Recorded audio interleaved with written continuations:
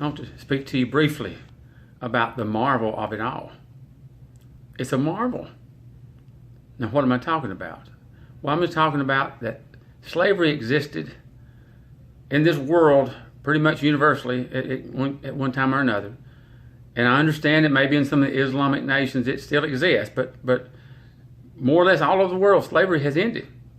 In this country, about 150 years ago. That's a marvel. And that's what we should be thinking about, the marvel of that there's no longer slavery. And we shouldn't be condemning people who lived in the times of slavery or times thereabout, because slavery had always existed.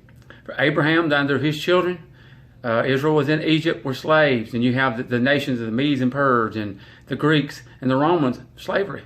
And during the biblical times in the epistles, when Paul was talking to all the masters, he never once said, free your slaves, talking to the Christian masters, or talking to the Christians who were slaves.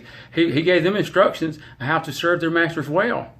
So there was no understanding that slavery should not be done. But today, we understand that. It's a marvel. And that's really what we should focus on, the marvel, that we know this. Why do we know this? I don't know.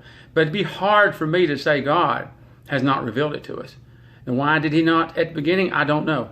But all through Scripture we see all through mankind, slavery, buying and selling, all through history. But a few centuries ago that started to change. The mindset started to change. And basically we stand here now, again, except for maybe a few Islamic nations, there's no slaves. That's the marvel. We should marvel at that fact.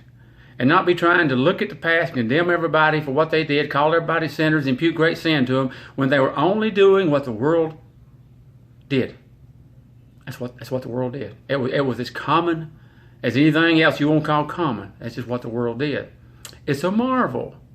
It's a marvel that we see things like we do today. It's a marvel that we no longer have slavery.